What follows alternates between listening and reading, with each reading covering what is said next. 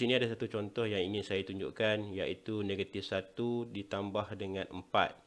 Jadi untuk kita menyelesaikan hasil tambah yang melibatkan integers ini, jadi saya ingin perkenalkan satu kaedah. Kaedah ini menggunakan satu jadual.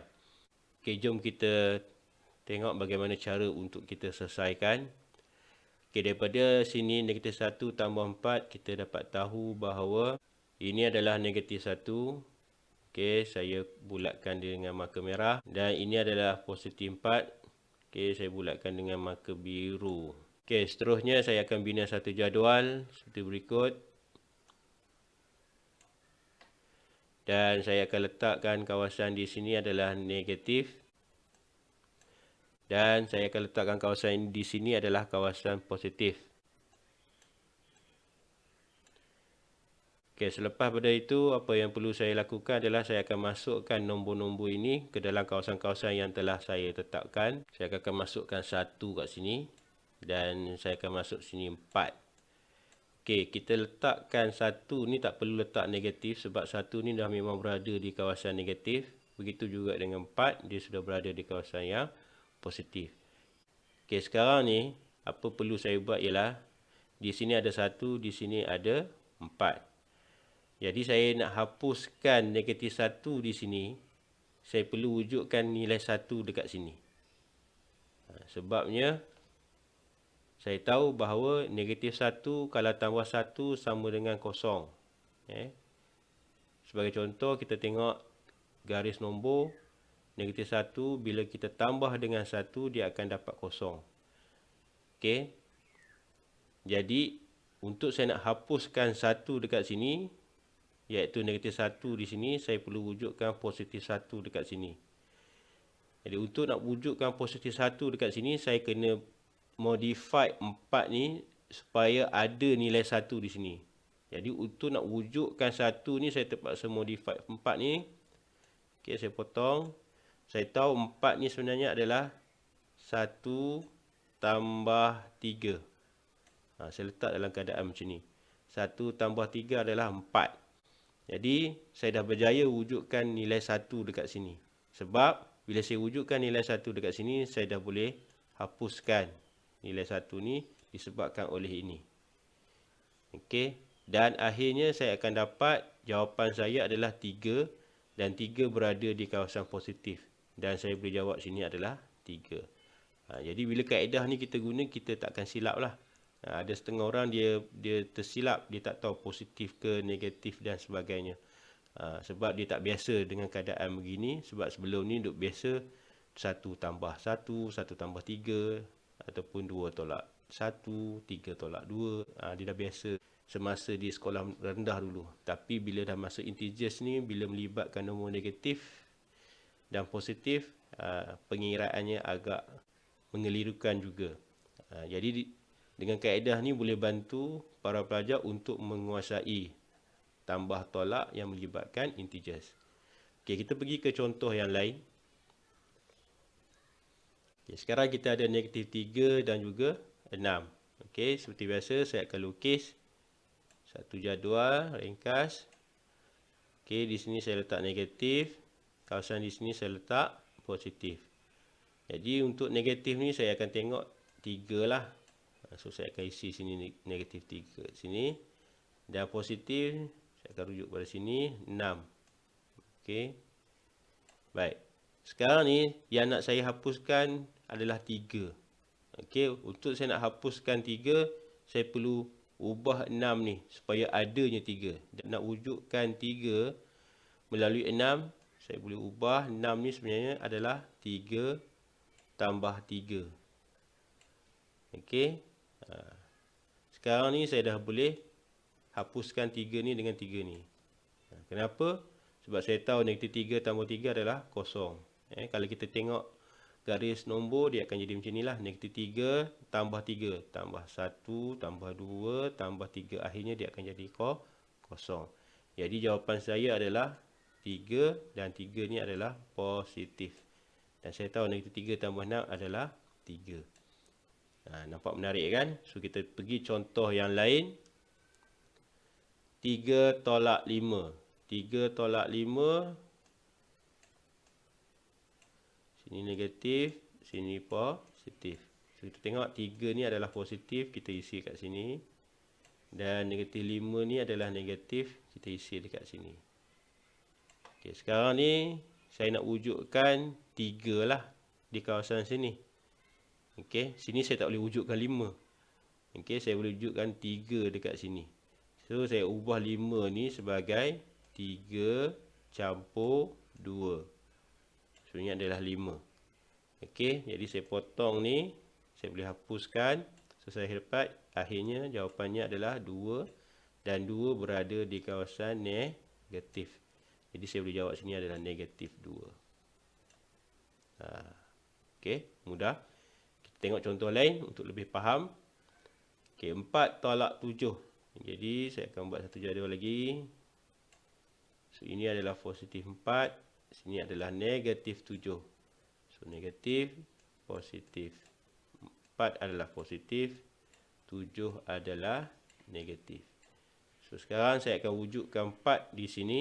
So, saya tahu 7 sebenarnya adalah 4 tambah 3. Jadi, saya akan hapuskan 4 ni. Dan yang tinggal adalah 3. Dan 3 adalah negatif. So, saya boleh jawab di sini adalah negatif 3. Kita pergi ke contoh yang lain. Saya ada negatif 6 tolak 4. Okey. So, saya guna lagi jadual yang ringkas ni. Tak perlu buat elok-elok lah. Okey, saya letak sini negatif. Saya letak sini positif. So, saya ada negatif 6. Saya ada negatif 4. Maksudnya, saya letak sini 6. Dan 4 ni pun negatif. Saya letak sini 4. Jadi, positif tak wujud kan? Semua ada yang di sini. Jadi, saya tahulah 6 dengan 4 ni sebenarnya adalah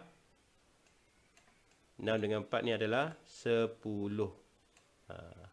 Jadi, 10 sini ada negatif.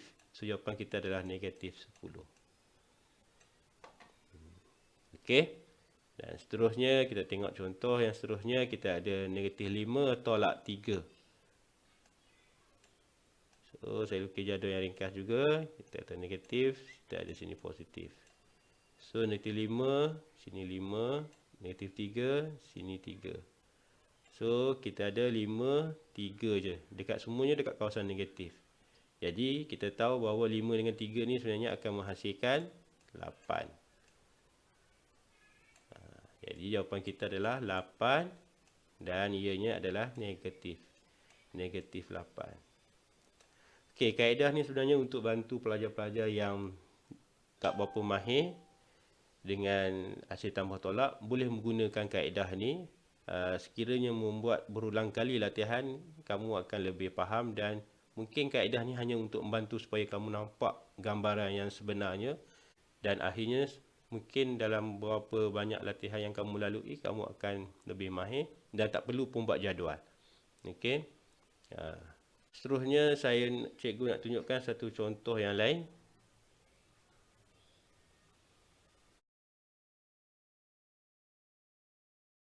Sebelum kita tengok soalan seterusnya, saya nak tunjukkan dulu info ni untuk membantu kita sebenarnya menjawab soalan seterusnya. Okey, untuk sama tanda, sama tanda seperti contohnya positif, dia bertemu dengan positif ataupun negatif, dia bertemu dengan negatif, dia akan menghasilkan positif. Dia akan menghasilkan positif. Maksudnya kalau sama tandanya dia akan jadi positif. Ingat yang tu saja. Kalau dia beza tanda, contohnya negatif dengan positif ataupun positif berjumpa dengan negatif, dia akan jadi negatif. Okey, tak perlu nak hafal semua ni, hafal ini saja. Kalau sama tanda dia akan jadi positif. Kalau beza tanda dia akan jadi negatif. Okey, kita tengok soalan yang memerlukan maklumat gini untuk diselesaikan. Selalunya soalan yang berbentuk bila ada pertemuan di antara dua tanda yang dihubungkan melalui kurungan. Yang ni ramai pelajar dia. Macam mana nak buat ni? Okey. Jadi cikgu akan tunjukkan. Sini adalah positif, sini adalah negatif. Bila dia bertemu begini, kita tahu, oh, tanda tak sama. So, kita tahu dianya akan menghasilkan, dia bertemu, saya letak panah ni, dia akan menjadi negatif. Kalau sama tanda jadi positif, kalau berbeza dia akan jadi negatif. Jadi saya akan tulis balik soalan ni dalam bentuk yang lain, iaitu dia akan jadi 7 tolak 8. Jadi kita boleh selesaikanlah 7 tolak 8 ni. Okey. So macam mana nak buat? Kita buat jadual tadi. Okey. Sini negatif, sini positif. Yang negatifnya adalah 8. Yang positifnya adalah 7. Okey, sekarang kita nak wujudkan 7 dekat sini. Kita tukarlah 8 ni kepada 7 tambah 1. Okey. Dan sekarang ni saya boleh hapuskan 7 ni dengan 7 ni sebab berada di kawasan yang berbeza. Dan saya akan dapat jawapan di sini adalah 1 dan dianya adalah negatif. So negatif 1. Okey, kita tengok contoh seterusnya. Okey, sekarang kita ada negatif 7 tolak negatif 3. Okey, ada pertemuan tanda dekat sini, negatif dengan negatif. Kita tahu bila sama je tanda bertemu, dia akan jadi positif. Jadi kita akan tulis balik, dia akan jadi negatif 7 tambah 3. Jadi kita boleh selesaikan guna kaedah tadi, negatif, positif. Negatif kita adalah 7, positif kita adalah 3. So kita wujudkan 3 ni di sini, kita tahu 7 ni adalah 3 tambah 4. Okey. Dan saya boleh hapuskan 3 ni dengan 3 di sini. Jawapan dia adalah 4 dan ianya adalah negatif. So kita dapatlah sini negatif 4. Okey, mudah. Kita tengok soalan yang seterusnya lagi. Kita ada tambah dengan tolak dekat sini, berbeza, so dia akan jadi negatif. Ingat, kalau beza je mesti jadi negatif. Kalau sama dia akan jadi positif. So kita akan tulis negatif 5 tolak 9. Okey, kita buat macam tadi. Negatif, positif, negatif 5 sini, negatif 9 pun di sini. So kita tahu 9 dengan 5 akan dapat 14. So 14 ini adalah negatif. So kita tahu jawapan dia adalah negatif 14.